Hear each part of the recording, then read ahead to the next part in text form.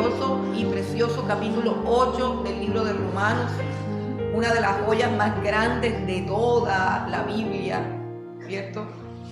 Siempre digo que si me quitaran la Biblia y me dijeran que escogiera 3 hojitas, yo escogería el capítulo 8 de Romanos, escogería el capítulo 1 de Efesios y escogería el capítulo 2 de Filipenses, y con eso podríamos sobrevivir a cualquier embate del enemigo.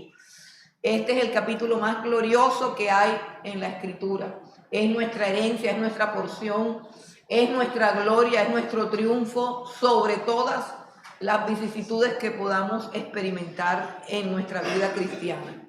Debemos acercarnos a este capítulo con total reverencia, con total seriedad, con total disposición de que en él encontramos un caudal de vida, de salud, de paz, de gozo, de poder, de autoridad, de libertad. Este capítulo es supremamente glorioso.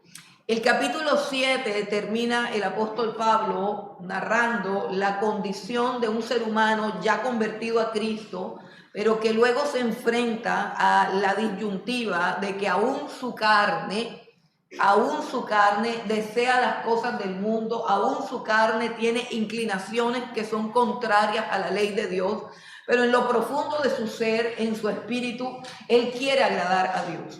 Él quiere dar la talla, él quiere ser lo que Dios dice que es, pero descubre, como lo dice al final del capítulo 7, que hay una ley en sus miembros, que es la ley de la carne, que es una ley que lo empuja hacia el pecado.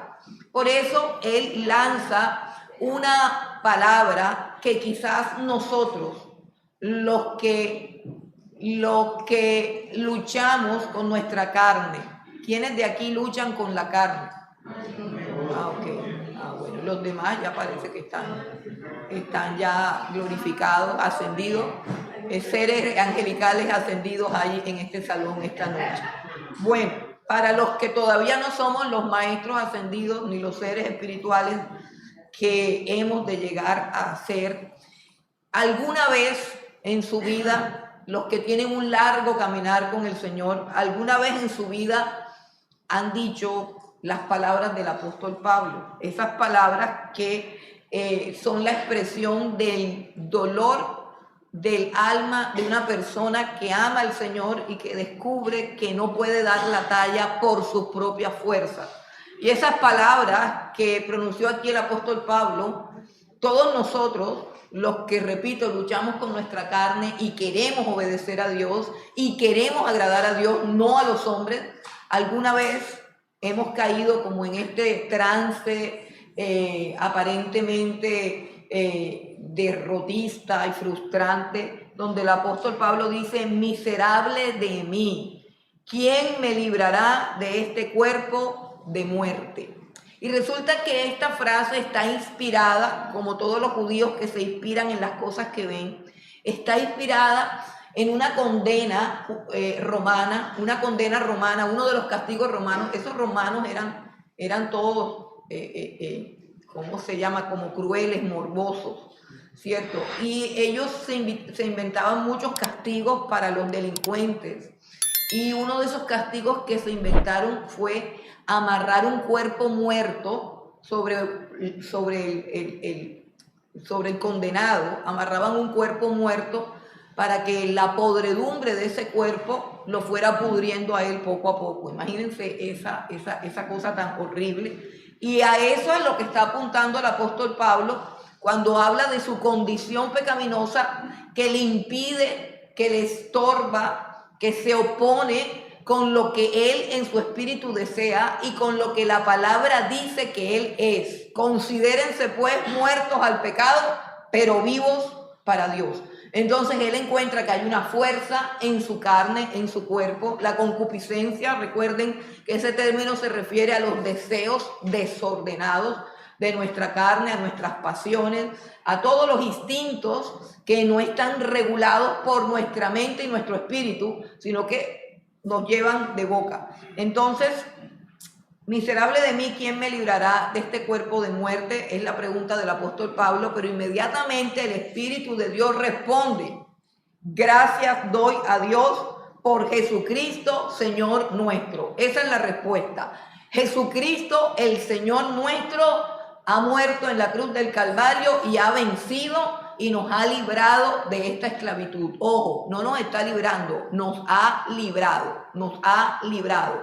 La obra del Señor Jesucristo fue consumada y nosotros no la vemos en nuestra vida porque no hemos creído, porque no hemos llegado a la altura de la fe.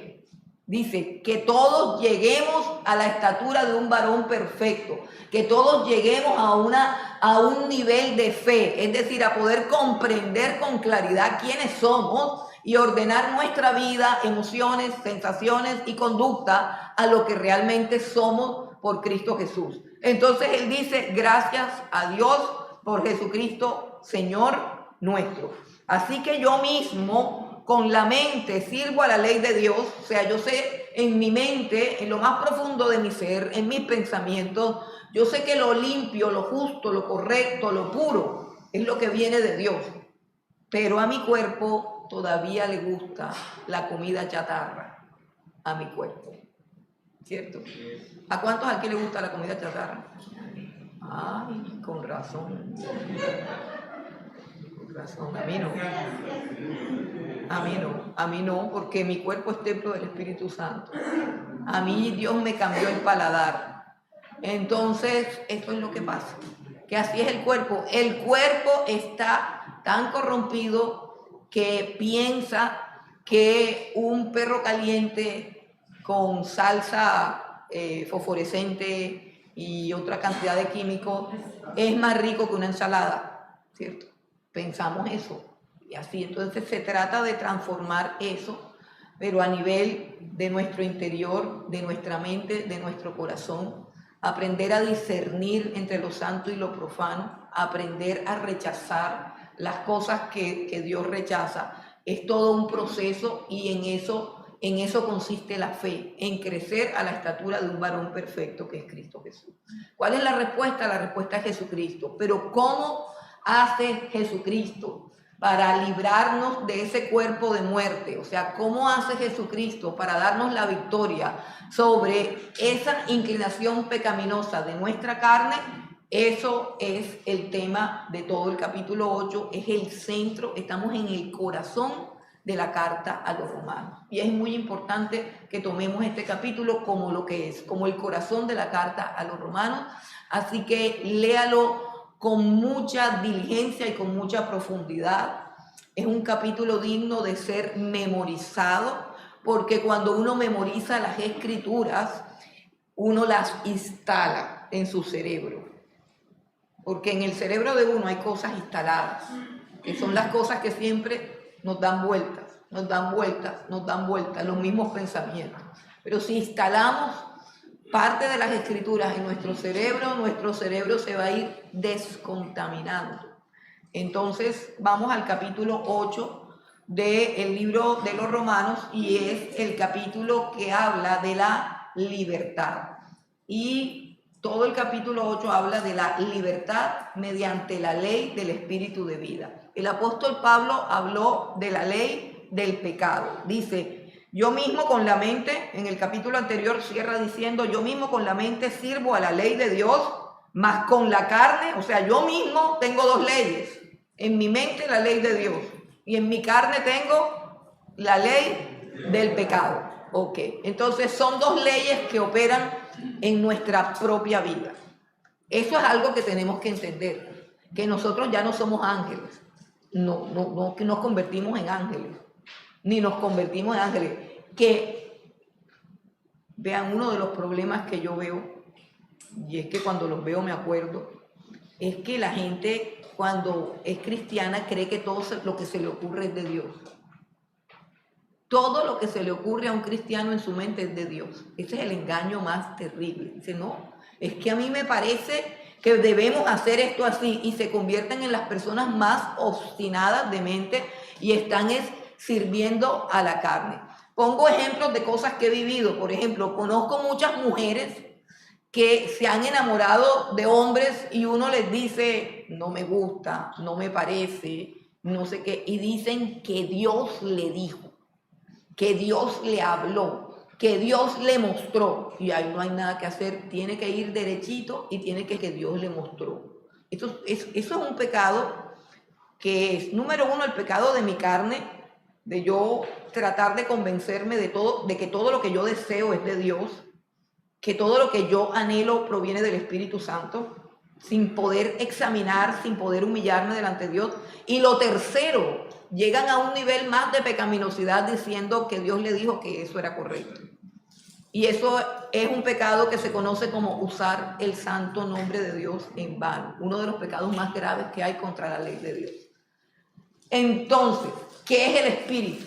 ¿Qué es el Espíritu? El Espíritu es la ley que nos libra de la ley del pecado. ¿Qué es la ley del pecado? Hay un ejemplo muy, como muy adecuado, muy preciso y muy sencillo, que es el ejemplo de un ave. Un ave, un pájaro, es controlado por dos leyes. La ley de la gravedad hace que el pájaro se caiga por su propio peso, a la velocidad de su propio peso. La ley de la gravedad simboliza la ley de nuestra carne, lo que nuestra carne desea, lo que nuestra carne anhela. Esa es la ley de la gravedad que nos empuja siempre hacia abajo. Y la ley del Espíritu es la mecánica de sus alas. El ave puede vencer la ley de la gravedad con la ley de su aleteo. Si el pájaro no mueve las alas, el pájaro se cae, aunque sea un pájaro. Aunque sea un pájaro y tenga la capacidad de volar, se cae porque la única forma de que él venza la ley de la gravedad, que nunca va a desaparecer de su existencia, la única forma es que el pájaro mueva las alas contra el viento y vuele. La salvación del ser humano consiste no solamente en que Jesucristo en la cruz del Calvario pagó nuestra deuda, pagó nuestro pecado, nos limpió, nos quitó la inmundicia, nos cubrió con su justicia para que pudiésemos estar delante de Dios, sino que lo más grande y lo más poderoso es que el Espíritu de Dios vino a morar en nosotros. Y es el Espíritu de Dios el que hace que podamos volar por encima de la ley de la gravedad. El Espíritu tiene la capacidad de hacernos volar por encima de la gravedad. O el Espíritu tiene la capacidad de hacernos vencer el pecado todos los días de mi vida. No cuando suene la trompeta. No, eso no es para, eso es ya. Tú hoy puedes tener en tu carne una inclinación a hacerlo mal, pero dentro de ti está el Espíritu Santo. Y por eso Jesús, mucho antes de que viniera el Espíritu Santo, pero ellos tenían el Espíritu Santo por una medida que Dios le había dado, y Jesús en el Getsemaní les dijo claramente, no hay un teólogo que hable más claro y más sencillo que el Señor Jesucristo, y les dijo, velad y orad, el Espíritu siempre está dispuesto, pero la carne es débil. ¿Cómo alzo yo mis alas para volar? Orando, leyendo la Biblia y velando. Esas son las alas que te permiten volar. Si no mueves las alas, la ley de la gravedad te echa al piso. Eso es elemental, eso es fundamental, eso no tiene que ser explicado, pero hay una rebeldía en la iglesia para entender que es así. Y han sido los expositores de la gracia barata y los grandes teólogos los que le han metido en la cabeza a los creyentes que todo esfuerzo humano es pecaminoso.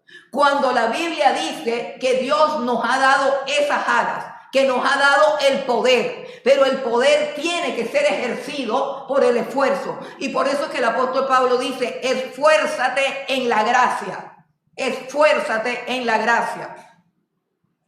Y el apóstol Pablo dice, por eso es que yo golpeo mi cuerpo. ¿Por qué? Porque en mi cuerpo es donde está la ley de la gravedad. En mi cuerpo es donde está la ley del pecado. Lo que mi cuerpo quiere siempre es placer para mi yo, para mi ego, para mi carne.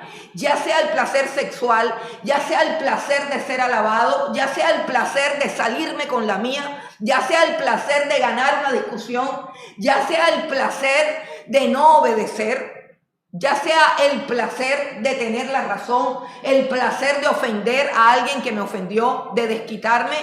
El ego siempre busca el placer de la carne. Y esa es la ley de la gravedad. Y siempre va a funcionar. Si tú no bates tus alas y vuelas sobre tu miseria cada día, porque el trono de la gracia, ¿en qué consiste la salvación? Es que la gente cree que la salvación consiste en que chapundún, abracadabra, ahora eres un ángel. No, escucha, no. Sigues teniendo la misma ley que te impulsa hacia abajo, pero dentro de ti está el poder del Espíritu. Velad y orad, buscar el rostro de Dios. Si no lo haces, te vas a arrastrar nuevamente y la caída va a ser más dura. Como dijo el Señor Jesucristo, más claro no canta un gallo. Si te sacan un demonio y a los 7 días o al mes el demonio regresa y encuentra que en tu casa no hay nada, busca 7 amigos y se viene, y el postrer estado viene a ser peor. Así que un cristiano tiene un potencial de convertirse en una persona peor de lo que era. No lo estoy diciendo yo, ni lo dice Calvino, ni lo dice Arminio, ni lo dice nada, lo dice Jesucristo en su palabra. La ley de la gravedad existe, el problema es que nosotros nos dejamos llevar por ella y se nos olvida que somos templo del Espíritu Santo y nos dejamos llevar de nuestra carne y hacemos nuestra voluntad porque confiamos en una teología barata que dice que ya somos salvos y que no hay que hacer nada, que hay que simplemente confiar y creer. El que cree camina, el que cree avanza. Si yo te digo que allá en el centro comercial tal están regalando boletos para España y tú dices, yo sí te creo. Tú no vas a decir, yo sí te creo.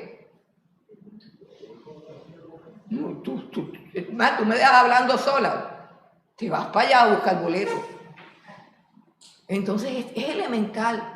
La fe no es un asentimiento doctrinal, sí, esto es así, la salvación es por gracia. Claro que es por gracia, claro que es por gracia porque no nos ha costado nada. Le costó a Dios todo, le costó a Cristo la cruz, le costó su sangre, le costó su gloria, le costó su trono, le costó su dolor, le costó su silencio, le costó ser difamado, le costó todo a Jesucristo. A mí no me costó nada, la puerta está abierta, pero yo veo a ver qué hago con eso. Para que se abriera la puerta al trono de la gracia, Cristo tuvo que morir. Para que yo tuviera acceso, eso es gracia. Acceso, eso es gracia. Ahora, yo tengo fe en esa gracia y tengo acceso. Ay, ¿por qué no entro? Si la puerta está abierta, ¿por qué no entro? Sencillo, porque no existe la tal fe. No existe la tal fe. Por eso es que no entro. Así de sencillo. Dios ha abierto las puertas al trono de la gracia donde alcanzamos oportuno socorro. Pero el que tiene que levantarse e ir, eres tú. Ese cuentico de que por gracia Dios te va a coger del pelo y te va a llevar, no es así. Puede que Dios hasta te discipline para que aprendas a buscar su rostro. Puede que Dios traiga circunstancias en tu vida dolorosas, humillantes y vergonzosas, porque no aprendes a buscarlo. Sí. Puede que Dios tenga todos los acontecimientos de tu vida ordenados para que hagas su voluntad. Sí. Pero mientras sigas en esa pasividad, no vas a poder vencer lo que ya Cristo venció en la cruz del Calvario. Entonces, seguimos. Capítulo 8 dice, ahora pues, ninguna condenación hay para los que están en Cristo Jesús, los que no andan conforme a la carne, sino conforme al Espíritu. Así comienza la exposición de esta doctrina. Ninguna condenación hay, pero la expresión está ligada al andar. Y la palabra clave del capítulo 8 ya no es creer, sino andar. ¿Sí entienden? La palabra clave del Espíritu 8, del capítulo 8 no es creer. El creer era en el capítulo 7. Tú tienes que creer que Cristo te perdonó, te limpió, que pagó. Tienes que creer en su muerte y en su resurrección como la señal divina indiscutible de que tú eres perdonado, sanado, redimido, adoptado, glorificado y justificado. Pero el Espíritu te fue dado para andar. No te fue dado ni para gritar, ni para brincar, ni para saltar, aunque si todo eso lo obra el Espíritu en realidad es válido. Pero la función del Espíritu es que no andes según la carne.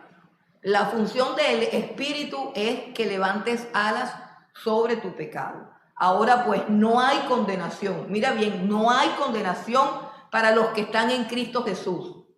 Y explica quiénes están en Cristo Jesús. ¿Qué es estar en Cristo Jesús? Estar en Cristo Jesús tiene que ver con el andar. Dice, los que no andan conforme a la carne, sino conforme al Espíritu. Vamos a leer hasta el versículo 4. Dice, porque la ley del Espíritu de vida en Cristo Jesús me ha librado de la ley del pecado y de la muerte. Ahí están las dos leyes, la que te hace volar, las alas, el Espíritu Santo. Creo que por eso es que es representado como una paloma blanca en algunos apartes de la Biblia. Y la ley del pecado y de la muerte, o sea, del pecado que te lleva a la muerte. ¿Quién nos libra de eso? ¿Quién nos libra? Oh, Cristo nos libró de toda la condenación de nuestra culpa, de nuestro pecado, de nuestra maldad. Ahora, ¿quién me libra de mi manera de andar? ¿Quién me libra de mis malas costumbres? ¿Quién me libra de mis malos hábitos? ¿Quién cambia mi carácter? ¿Quién me transforma? Andar, andar, andar, andar. Y dice, los que están en Cristo Jesús, que son los que no andan dirigidos por su carne. Oye, pero la carne dirige. Claro, la carne te dirige todos los días, te dice lo que tienes que hacer. Si tú no estás consciente de la voz de tu carne y de la voz del Espíritu, entonces tú no has nacido de nuevo. Son dos voces diferentes. La ley del Espíritu de vida en Cristo Jesús me ha librado. No dice que me está librando, me ha librado. Cada día en la mañana, aunque tu cuerpo grita, no te levantes, sigue durmiendo. Adentro de tu ser, lo más profundo, el Espíritu te dice, levántate y ora. Esa es la ley que te libra y esa es la voz que debes obedecer si estás en Cristo Jesús. Luego dice en el versículo 3, porque lo que era imposible para la ley, por cuanto era débil por la carne, Dios enviando a su Hijo en semejanza de carne de pecado y a causa del pecado condenó al pecado en la carne, para que la justicia de la ley se cumpliese en nosotros, que no andamos conforme a la carne, sino conforme al Espíritu. Versículo 3, les pregunto, ¿qué era imposible para la ley? ¿De qué está hablando el apóstol Pablo? ¿Qué era lo que era imposible para la ley? ¿A qué se refiere? Lean. Alcanzar la justificación. Sí, Señor. Muy bien, muy bien. Vivir, o sea, vivir como una persona justa. No era posible. Mire que no era posible hacerlo. ¿Quién no lo podía hacer? ¿Quién no podía justificarlo? En ese texto, ¿quién? La ley, muy bien, muy bien. La ley no me podía hacer santa, aunque la ley era santa. O sea, la ley era pura, la ley es perfecta, la ley es hermosa. Uno lee la ley y ve la justicia. Usted, mire, le voy a decir algo, casi todas las constituciones de los países están basadas en los 10 mandamientos, lo que pasa es que no lo quieren reconocer. Yo no sé si usted algún día se leyó la Constitución, yo no sé qué día, pero a mí me mandaron a leerme ese libro y yo dije, caramba, pero esto parece una Biblia. Y yo me quedé pensando, pero en este país corrupto, lleno de ladrones, de atracadores, de gente corrupta, tramposa, Oye, este libro, pero ¿cómo así? Si se supone que los que dictan las leyes y los que nos gobiernan se saben de memoria este libro. Y yo decía, esto es una cosa hermosísima, majestuosa, es una cosa gloriosa, la Constitución es preciosa. ¿Ustedes no se han leído la Constitución? Ay, bueno, por eso es que tenemos estos gobernantes que tenemos. Entonces, hermanos, eso es una cosa, y yo decía, pero el problema no es la Constitución, el problema son los que hacen, los que utilizan esa Constitución, cómo la tuercen. Es decir, la Constitución tiene un artículo, tiene un parágrafo, tiene todo, y todo eso es justo. Pero ellos pueden torcer todas las cosas. La depravación de su mente puede torcer todas las cosas para que el delincuente salga libre y el inocente quede con la misma Constitución. ¿Sí entienden lo que estoy diciendo? Y esas son las artimañas de los abogados corruptos. Y esas son las artimañas de todos los juristas corruptos de este país, hermano. Y me imagino de otros países también, pero es que parece que como que tuviera cierta destreza en eso de, hermano, pero y les digo otra cosa. También me tocó leerme la ley 100. ¡Ay, la ley 100 de Uribe! Que nos arruinó a todos. Y a mí me da risa porque la gente dice así, y yo le pregunto, ¿usted se la ha leído? ¿Es eso? Usted se la ha leído, usted no se la ha leído. Si usted se la hubiese leído, se da cuenta que la ley 100 no es el problema. Y sé que muchos se van a levantar aquí, y los que se levanten aquí diciendo que el problema de salud en Colombia lo tiene la ley 100, yo le apuesto lo que sea. Mire, yo le apuesto lo que sea. Le puedo decir, no se la ha leído. La ley 100 es perfecta. Pero todas las instituciones médicas son especialistas en torcerla, adulterarla y esconder los parágrafos que les sirven a las personas para hacer valer sus derechos. Ese es el problema. El problema no es la ley es perfecta. Y lo mismo sucede con la Biblia es perfecta. Pero ¿cuántas personas con la Biblia no han cometido una cantidad de sacrilegios, embarradas? ¿Cuántas veces no utilizamos la Biblia para condenar a las personas? El libro que fue escrito por el Espíritu de Dios para la salvación de la humanidad. Y usted puede ver a una persona usándola para condenar a toda la humanidad. ¿Y cómo lo hace? Por la maldad. Entonces, el hacer que andemos en rectitud no fue posible para la ley, pero no por un defecto en la ley, sino por una corrupción en el corazón. ¿Sí está claro eso? No es que la ley fallara, es que el corazón no sirve. Y la ley no cambia el corazón, la ley solamente condena el pecado. Por eso es que es santa y por eso es que es justa, porque la ley condena el pecado, la impunidad del pecado. Es lo que hace que el pecado sobreabunde. Entonces, lo que era imposible para la ley, por cuanto era débil, ¿por qué? Por la carne, por el pecado. Dios, enviando a su Hijo en semejanza de carne de pecado, o sea, haciendo que su Hijo fuera un ser humano débil y frágil, no pecador, pero sí de carne y hueso, dice, a causa del pecado, condenó al pecado en la carne. ¿Pero en la carne de quién? En la carne de Jesús. Es como un discurso acerca de la justicia de Jesús. Es un discurso acerca de la justicia de Dios, de que Dios no nos puede perdonar de balde. Escucha, ahí es donde se habla de la gracia. Dios no te puede perdonar de balde porque Él no puede negociar su justicia, no la puede negociar. Él no puede pasar por alto tus pecados. Él no puede retractarse en la ley porque la ley es absoluta, eterna y divina. Por eso dice, el cielo y la tierra pasarán. Entonces, si Dios dijo que la paga del pecado es muerte, no puede haber un parágrafo que diga, a veces no. A veces el pecado se pasa por alto. No existe eso en la mente ni en el carácter de Dios. La paga del pecado es muerte y el pecador tiene que morir, y Dios nunca ha negociado eso. Lo que hizo fue poner a su Hijo para que Él muriera en mi lugar. No negocia su justicia.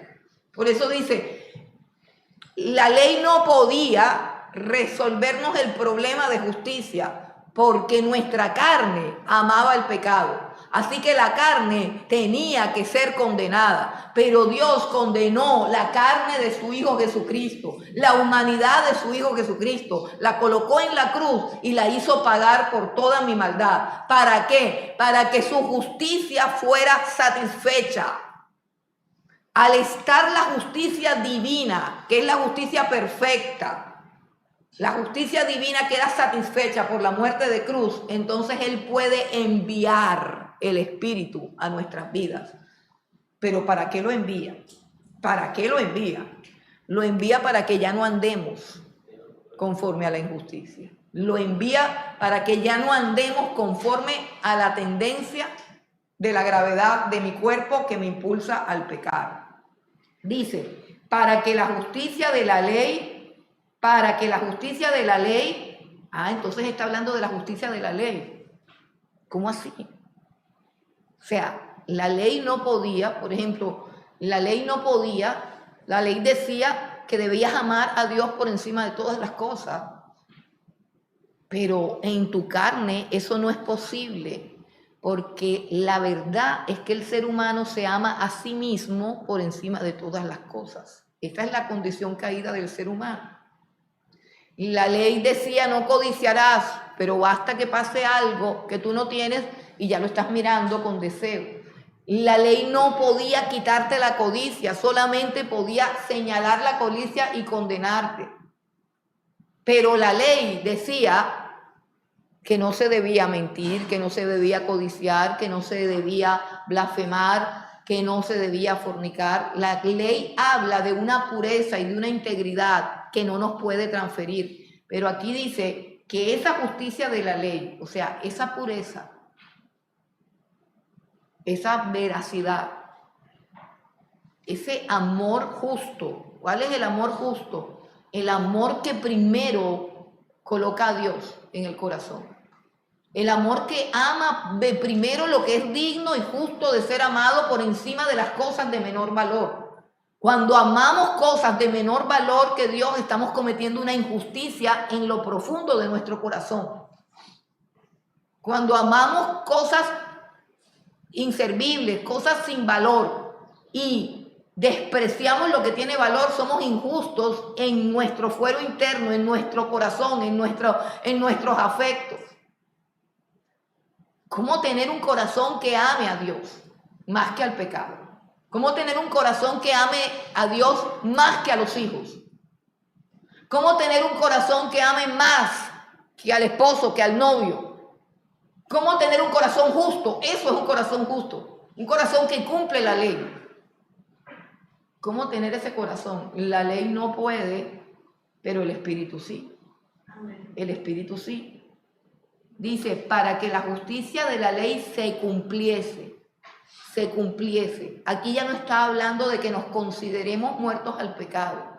Aquí ya está hablando de que la santidad que Dios demanda en la ley comience a manifestarse en mi conducta, en mis pensamientos, en mi mente. Eso era imposible para la ley, pero para Cristo es posible porque Él paga mi pecado y me coloca su espíritu dentro. Para que la justicia de la ley se cumpliese en nosotros, que ya no andamos conforme a la carne, o sea, se dan cuenta que la carne sigue ahí.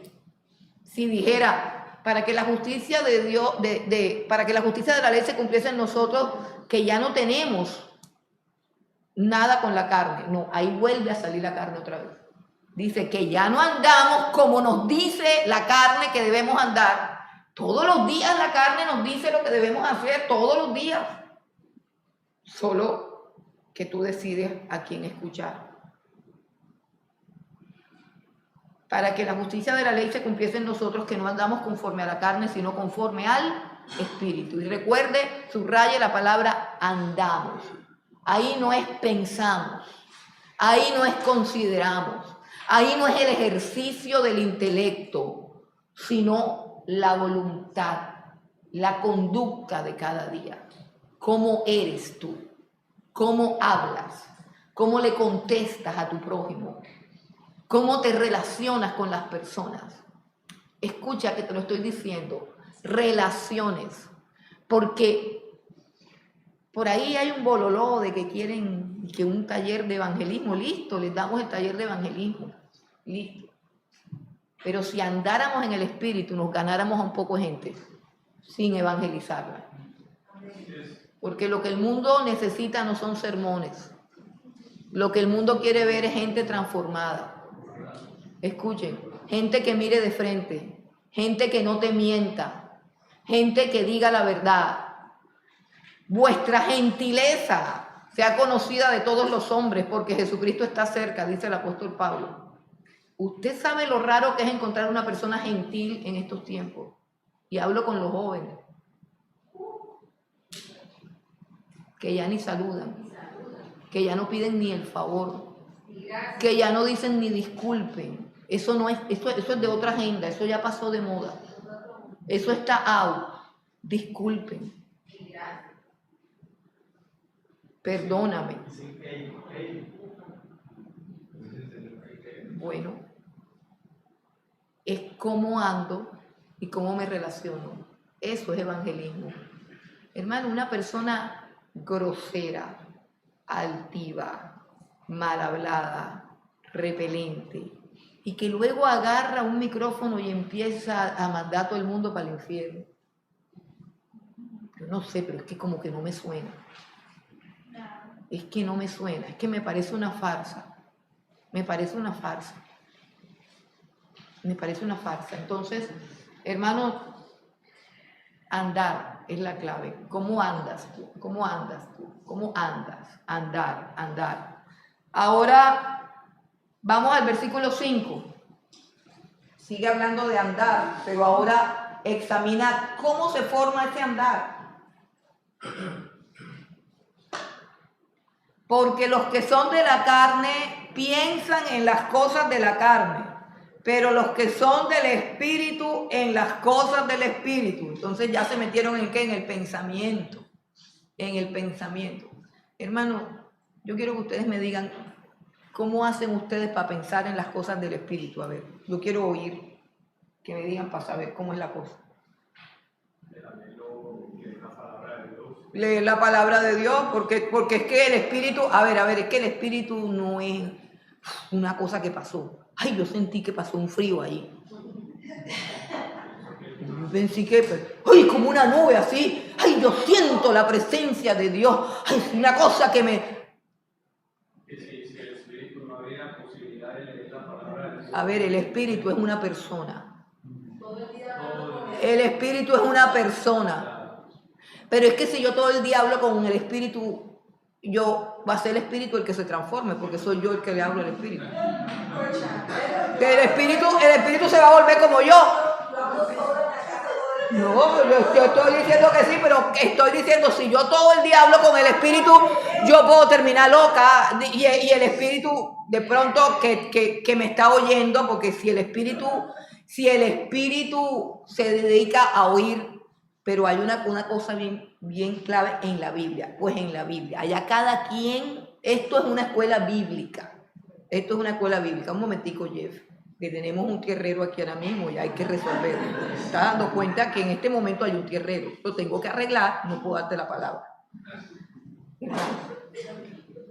En la Biblia dice, escuchen lo que el Espíritu dice a las iglesias. O sea que el Espíritu es el que habla o es el que escucha.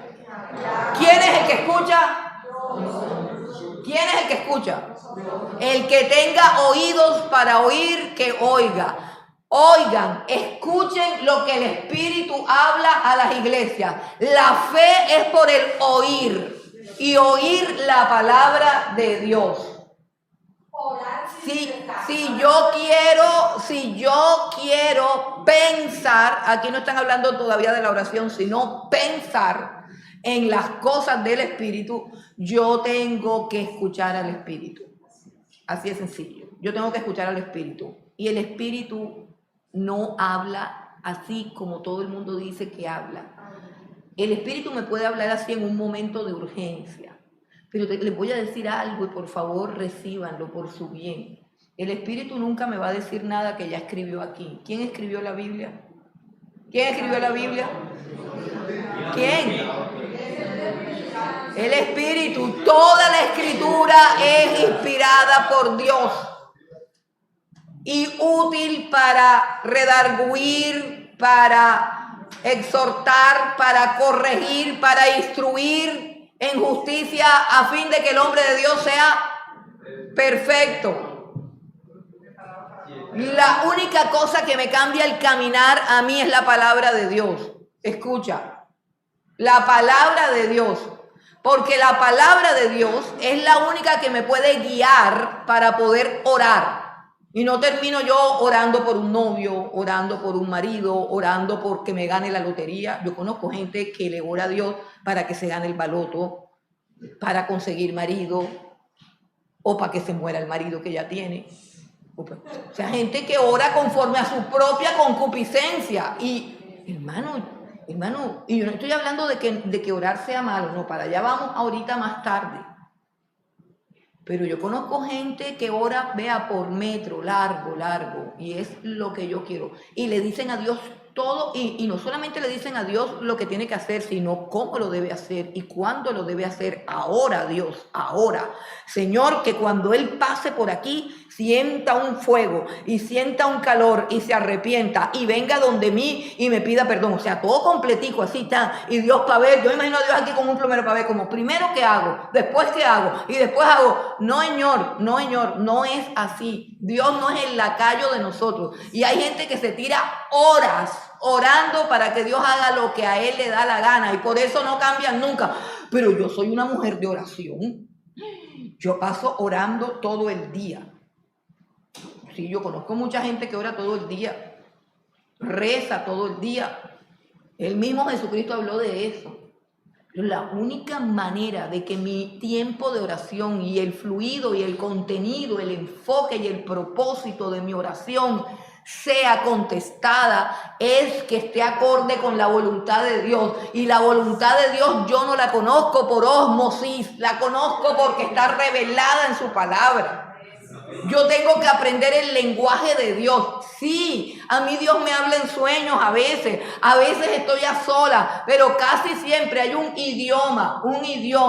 Si yo me voy para Inglaterra, para Londres, para yo no sé qué parte, yo tengo que aprender el código, el lenguaje, y luego sí me comunico con ellos. Y el lenguaje del Espíritu Santo es el que Él escribió en su palabra. Este es el manual. Espíritu de Dios y palabra son uno solo. La palabra es el Espíritu accionando a la manera como Dios quiere en situaciones específicas y precisas. Por eso las oraciones que sirven son las oraciones en las que se declara la palabra de Dios. Hay 50,000 oraciones en la Biblia y todas alineadas con su voluntad. Cuando yo soy una persona nutrida por la palabra de Dios, soy una persona que sabe cómo orar conforme a la voluntad de Dios. ¿Por qué? Porque el Espíritu ha revelado en su palabra cuál es la voluntad de Dios. Por eso hablo del pensar. La única forma de que el movimiento de mis pensamientos, o sea, hay un diálogo. Los psicólogos hablan de un diálogo mental. Todos lo tenemos. Todos tenemos un diálogo mental. Y esa es la clave de nuestras vidas. El diálogo mental interno. Escucha, el diálogo mental que tú tienes dentro es lo que determina quién tú eres. Mira lo que está diciendo, los que piensan en las cosas del espíritu y los que piensan de las cosas de la carne. ¿En qué piensa tu mente todo el día? Miren, en ese diálogo mental pueden haber muchas cosas. Si nos vamos a la mente de una persona, en la mente, digamos, en el mover interno de sus pensamientos, en algunas personas hay pensamientos de derrota.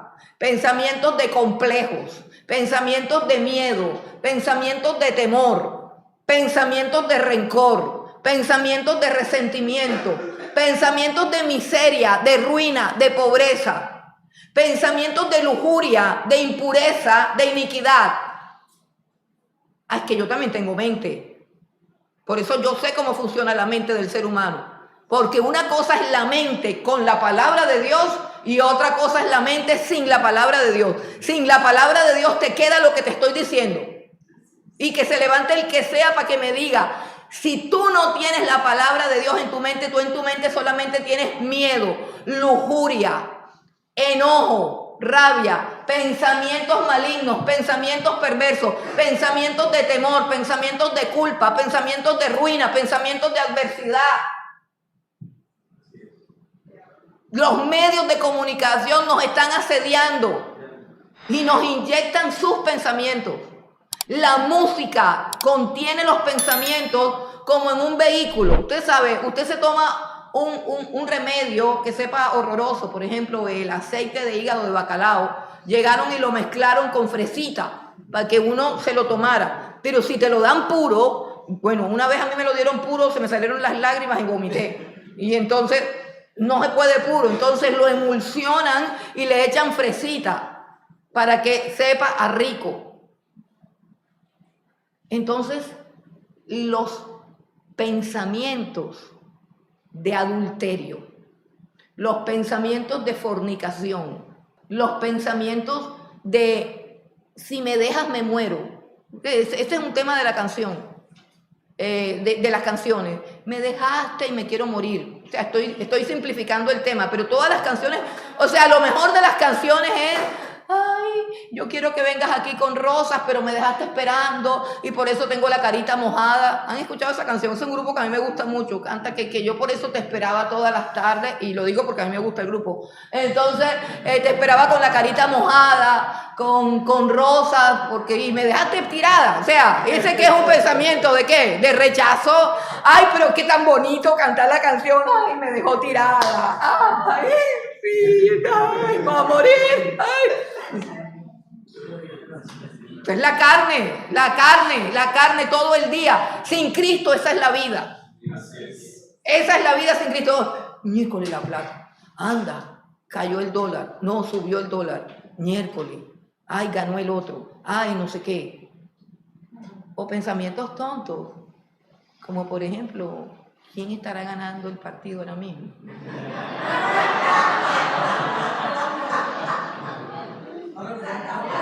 ¿Quién estará pateando ahora mismo el balón? Ya, y estamos hablando de la vida eterna, pero aquí. Bueno, ya, dejemos eso. Entonces, hermano, la única forma, a mí no me vengan con cuentos. La mente no cambia orando. Oigan lo que le digo, le duela al que le duela. La mente no cambia orando. No cambia orando. La mente es transformada por la palabra de Dios. La mente no cambia poniéndola en blanco. Pon la mente en blanco. Pones la mente en blanco y se te mete un demonio. No pongas la mente en blanco nunca. La mente fue puesta por Dios para que esté llena de pensamientos. Por eso la paz del alma depende de los pensamientos de la mente. Por lo demás, todo lo que es verdadero, todo lo honesto, todo lo puro, si hay virtud alguna, si hay algo de buen nombre, si hay algo digno de alabanza, en eso piensen y el Dios de paz estará con ustedes. Ay, entonces, ¿de dónde viene tanta ansiedad y tanto trastorno y tanta cosa? De lo que ronda en tu mente. ¿Y por qué te llegan, hermano? Porque cuántas horas, hermano, aquí ven televisión, ven películas, ven todo. ¿Tú sabes, una película, yo lo primero que le miro es cuánto dura, 2 horas y 30 minutos, 2 horas y media. ¿Y de qué es la película? Eso es comida para mi mente. ¿Qué clase de comida? No, ahí salen 3 Chucky, una señora que se fue con el marido ajeno, y 2 horas y 10 minutos para eso. ¿Dónde está lo verdadero, lo honesto, lo puro, lo que es de buen nombre? No está. Entonces después vienen aquí, órenme porque tengo ansiedad. La ansiedad no se va con oración. Tu mente está contaminada. Tu mente está contaminada, no te puedo orar, no te puedo echar aceite. Lo que tienes adentro lo tienes que sacar. Y la única forma es que metas la palabra de Dios en tus pensamientos. Los que son de la carne piensan en las cosas de la carne. El diálogo mental que tiene soy una porquería, no sirvo para nada, o soy lo mejor del mundo y los demás son una porquería. Lo que sea que hay en tus pensamientos, eso es lo que determina si eres de la carne o del espíritu. Los que son de la carne piensan en las cosas de la carne, pero los que son del espíritu en las cosas del espíritu. Si quieres cambiar tu modo de andar, trabaja con tu mente. ¿Cuánto tiempo al día alimentas tu mente con la palabra de Dios? Palabra de Dios, no con los sermones de tu predicador favorito. La palabra de Dios, la palabra de Dios. ¿Alguna vez te has leído toda la Biblia completa? Mire, el único problema de uno alimentar su mente con la palabra de Dios, te voy a decir cuál es el problema. El problema es que tu mente va a ser transformada y no te vas a entender con casi nadie. Con casi nadie te vas a entender. Porque una mente carnal no puede comprender a una mente espiritual. Son dos mentes diferentes. Si tú tienes la mente de Cristo, tu mente piensa diferente a todos los demás.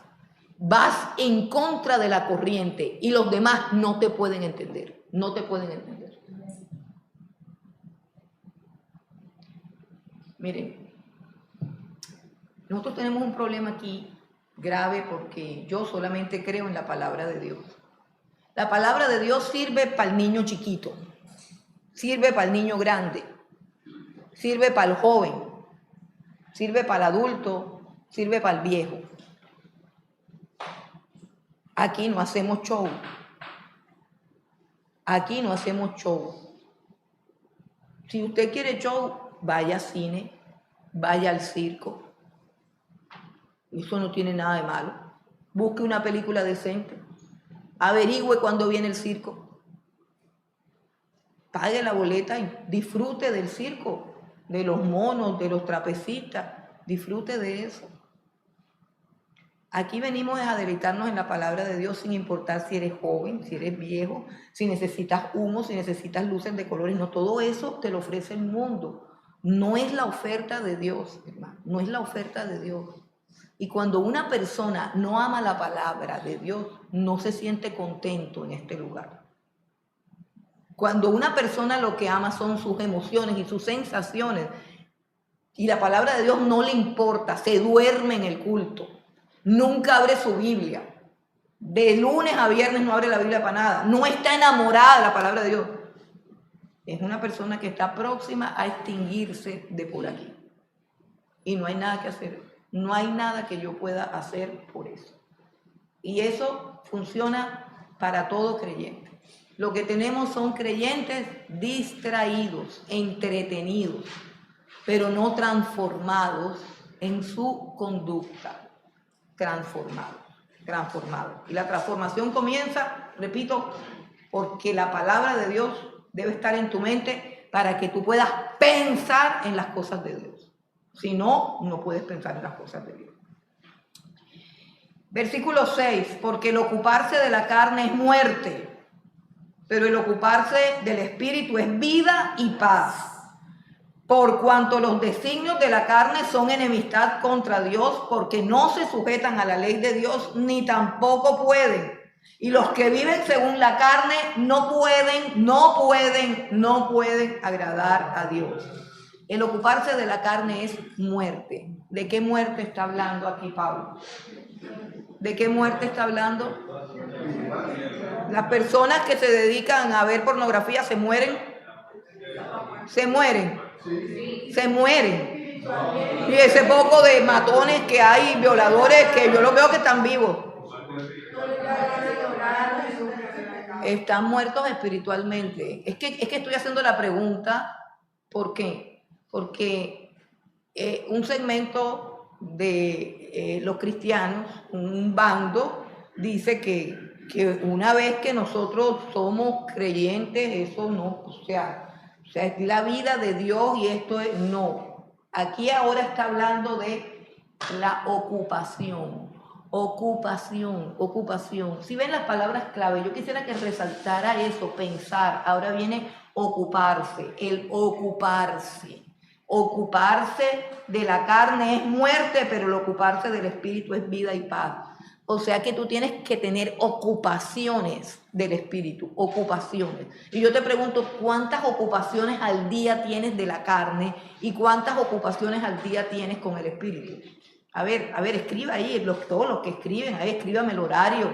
Usted se levanta y ¿de qué se ocupa? ¿De su carne o del espíritu? Cuando usted se levanta, ¿cuál es su primera ocupación en la mañana? A ver, piense, porque esto es práctico. No, pero que no hablen los ángeles quédense callados. Estamos hablando con la gente normal.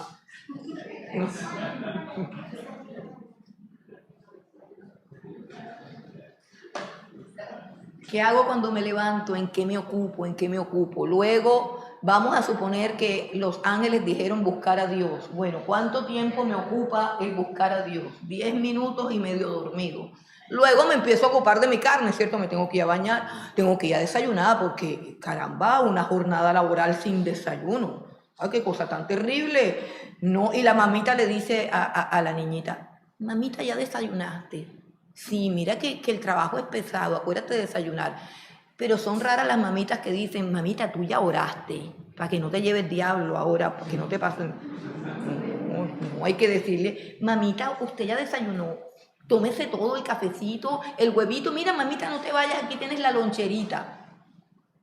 No le decimos a la nena, nena, ya oraste, porque tu carne es débil. Ya oraste porque afuera te están esperando para hacerte pecar. Ay, no, eso suena tan feo, Pastora Eloísa. Usted sí es legalista. Esa es la verdad, hermano. Esa es la verdad, sino que la verdad siempre es así, dura y áspera. Y la palabra es así como espada. No son rosas, son espadas. Es como un martillo, es como fuego. Pero eso es lo que le debiéramos decir a nuestros hijos. No salgas sin orar. No atravieses la puerta sin estar en la presencia de Dios. Porque tu carne te puede llevar a algo malo. Bueno, el ocuparse de la carne es muerte. Porque los que se ocupan de la carne piensan en las cosas... porque el ocuparse de la carne es muerte, pero el ocuparse del espíritu... Mire, es vida y paz. Esa palabra paz es una palabra supremamente importante en nuestros días porque están creciendo todas las enfermedades psiquiátricas, nerviosas, mentales, etcétera, etcétera. Y no hay paz, no hay paz. Y si usted busca el Apocalipsis, la paz será quitada. O sea, la paz es algo que está así como resquebrajado. O sea, las naciones están así como todo el mundo con el dedo aquí. Vamos a ver quién oprime el botón de primero.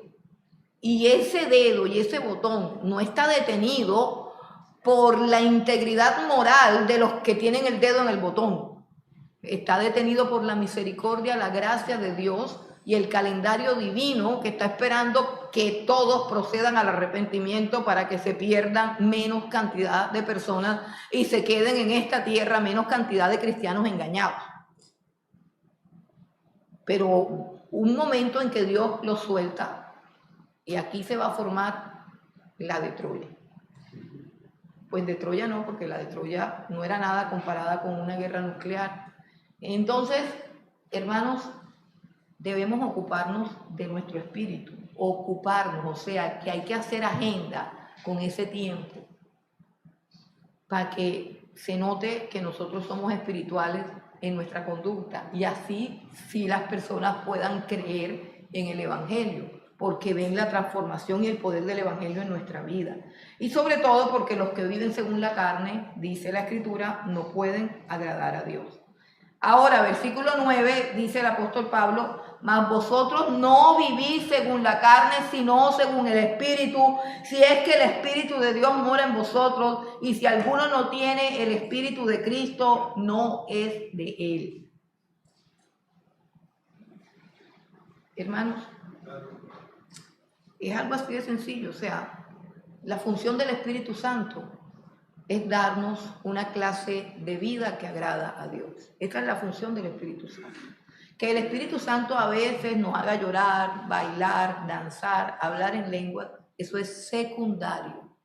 Pero la labor del Espíritu Santo es hacernos vivir a la medida de la fe. O sea, de la fe es de lo que la Biblia dice que somos.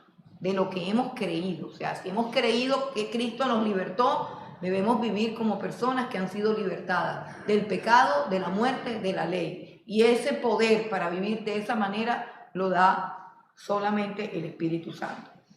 Pero si Cristo está en vosotros, el cuerpo en verdad está muerto a causa del pecado, mas el Espíritu vive a causa de la justicia.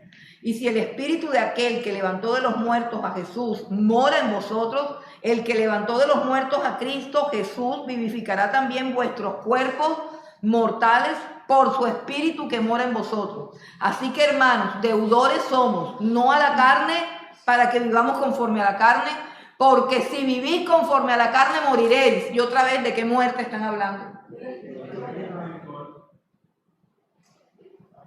De la muerte espiritual. O sea que la salvación sí hay que cuidarla bastante, ¿no? Ok, bueno, porque si vivís conforme a la carne moriréis. Esto es para los que dicen que Pablo era calvinista. No, porque Calvino no había nacido cuando Pablo escribió. Porque si vivís conforme a la carne, moriréis, mas si por el Espíritu hacéis morir las obras de la carne, viviréis. Porque todos los que son guiados por el Espíritu de Dios, estos son hijos de Dios, guiados por el Espíritu de Dios. Pues no habéis recibido el espíritu de esclavitud para estar otra vez en temor, sino que habéis recibido el espíritu de adopción por el cual clamamos, Abba, Padre. El Espíritu mismo da testimonio a nuestro espíritu de que somos hijos de Dios. Y si hijos, también herederos, herederos de Dios y coherederos con Cristo, si es que padecemos juntamente con Él, para que juntamente con Él seamos glorificados. Entonces, aquí todo el capítulo 8 nos está hablando de la obra del Espíritu. El Espíritu es el poder para poder vivir conforme a la voluntad de Dios, para poder vivir conforme a la justicia de la ley que no podemos recibir solo por intentar cumplir la ley. El Espíritu es el que nos lleva a pensar en las cosas de Dios y es el que nos da vida y es el que nos da paz. El Espíritu es el que nos da la paz de saber que somos hijos de Dios a pesar de nuestras luchas y de nuestros fracasos. El Espíritu es el que hace que le clamemos a Dios como Padre. El Espíritu es el que nos da la convicción de que somos hijos de Dios y que también somos herederos de Dios. Óigase bien, recuerdan que estábamos hablando de un diálogo mental en el que soy pobre, de mala suerte, no sirvo para nada, lleno de culpa. Ese es un diálogo mental, ¿cierto?, de la carne. Pero aquí están hablando de una convicción que el Espíritu Santo trae a mi corazón y que por supuesto va a transformar mi diálogo mental, porque el Espíritu me da convicción de que soy hijo de Dios y me impulsa a clamar, Abba, Padre. El Espíritu también me da convicción de que soy heredera de Dios y me da la convicción de que todo me pertenece a mí. El apóstol Pablo escribió alguna vez: como pobres, pero enriqueciendo a muchos, como no teniendo nada, mas poseyéndolo todo, porque todo es vuestro. Dice, todo es vuestro. Entonces decía Pablo, Cefas, Apolo, los maestros, todo es vuestro. Y Cristo es vuestro, y nosotros somos de Cristo, y Cristo es de Dios. O sea, esa sensación de no tener, de poseer, de estar desposeído, de miseria, de pobreza, de ruina, de mezquindad, todo lo que nos lleva a la tacañería, al miedo, a la angustia, a la ansiedad, qué voy a comer, qué voy a beber, es contrario al Espíritu. Por eso Jesús dijo, los gentiles son los que se preocupan por esas cosas, pero vuestro Padre Celestial sabe de qué cosas tienen necesidad. Preocúpense de buscar el reino de Dios y su justicia. Y las cosas materiales vendrán por añadidura, porque son hijos y piensan como hijos y escuchan la voz del Espíritu que confirma en sus corazones que ustedes son hijos. Bueno, y dice, ahora en el versículo 18, esta es una parte bien bonita, dice, pues tengo por cierto que las aflicciones del tiempo presente no son comparables con la gloria venidera que en nosotros ha de manifestarse.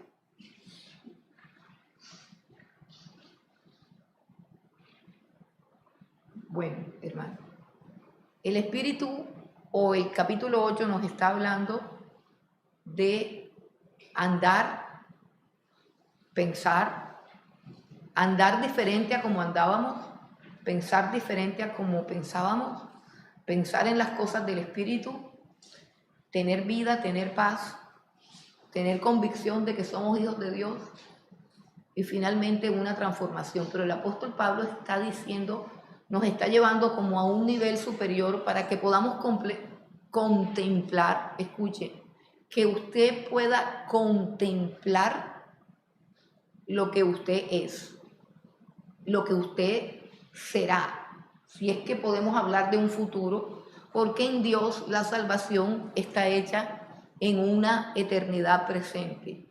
Entonces, Dios nos ve a nosotros como una obra terminada. Y el apóstol Pablo, por el Espíritu, ve a la iglesia como Dios la ve, con la apariencia, la conducta y la realidad que Dios ha determinado para ella y que no tiene nada que ver con las debilidades de nuestra carne. Y él dice, tengo por cierto que las aflicciones del tiempo presente no son comparables con la gloria venidera que en nosotros ha de manifestarse. Aquí está la obra del Espíritu, primero cambiando nuestros pensamientos a través de la palabra de Dios que fue inspirada por el Espíritu. Luego cambiando nuestra manera de andar para que andemos. Eso es un nivel. Andar de manera que sea agradable delante de Dios. Eso es un nivel. Pero él ahora dice algo grande, que en nosotros hay una gloria venidera que ha de manifestarse.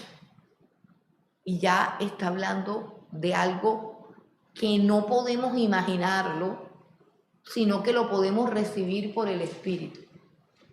Tú tendrás un cuerpo glorificado. Recuerdan que acaba de hablar de que si el Espíritu de Dios mora en nosotros, lo primero que ese Espíritu va a hacer es cambiar nuestra manera de pensar, luego cambiar nuestra manera de actuar, pero no va a quedarse ahí.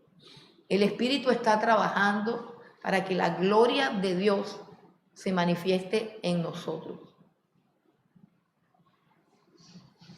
Al final de la salvación está el último paso o el último estado que involucra todo nuestro ser, espíritu, alma y cuerpo, y es el estado de la glorificación, un estado que no nos podemos imaginar. El apóstol Pablo, cuando hablaba del rapto, hablaba de cuando esto, en Corintios capítulo 15 dice, cuando esto corruptible, o sea, nuestro cuerpo, cuando esto corruptible se vista de incorruptibilidad.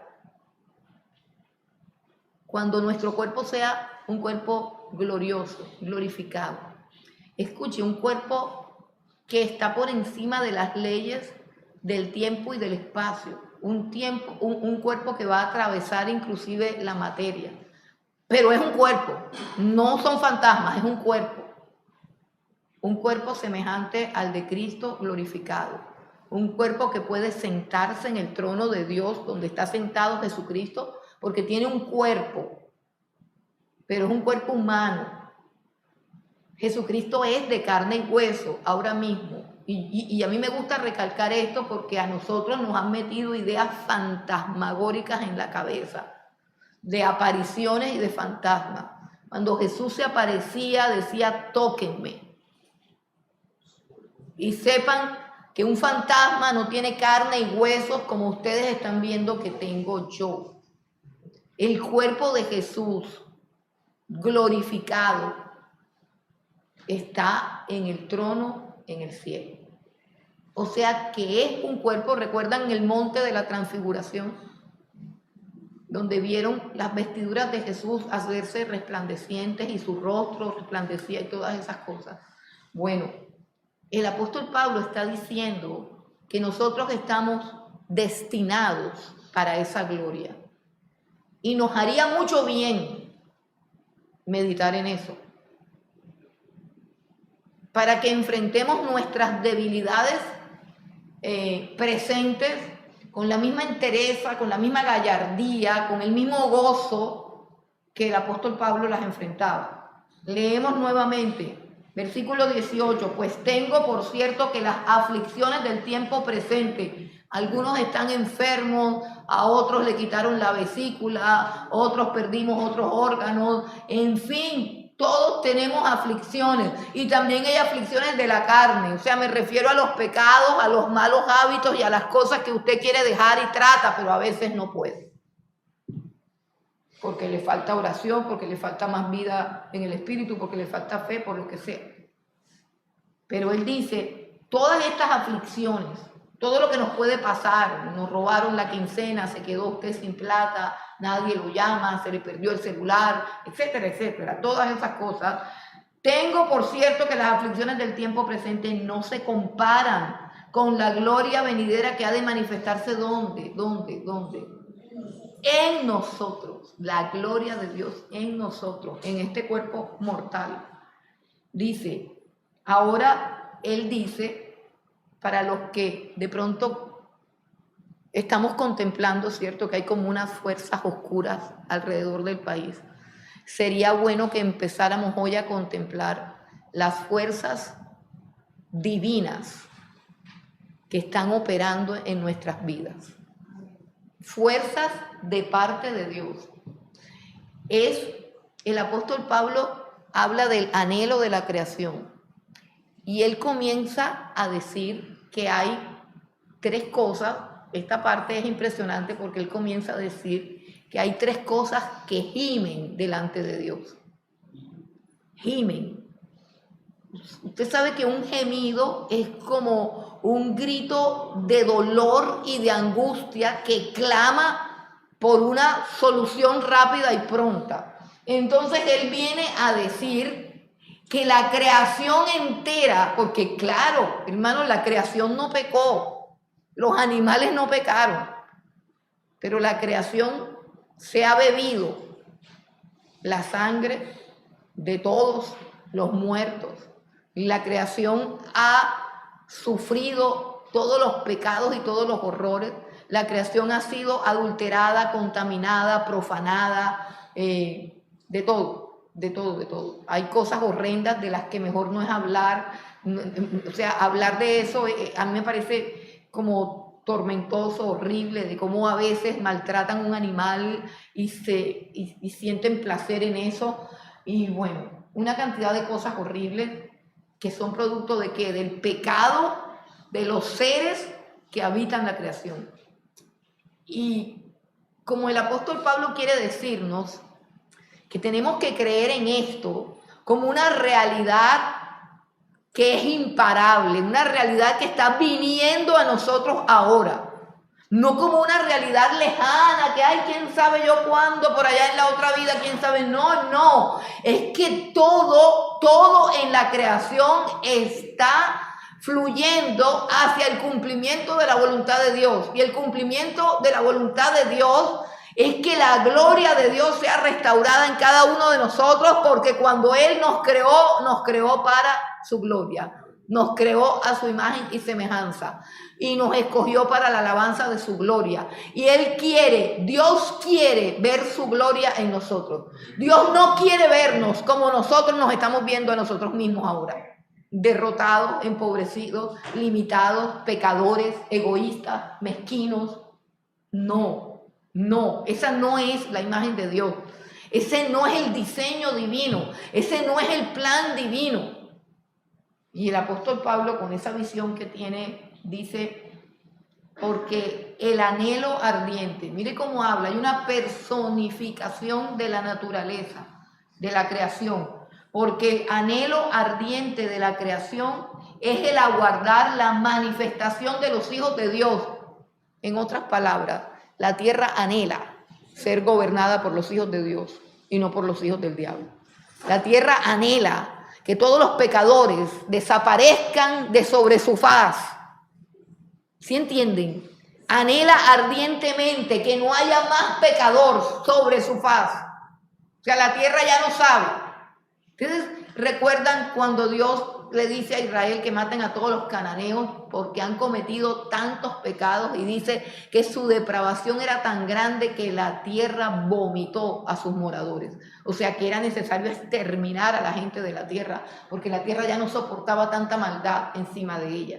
Entonces dice, porque el anhelo ardiente de la creación es el aguardar la manifestación de los hijos de Dios. Entonces, hay algo en la creación que espera, anhelo ardiente, espera ardientemente la manifestación de los cristianos completamente transformados y glorificados. Porque la creación fue sujetada a vanidad, no por su propia voluntad. Mire toda esta personificación de la creación.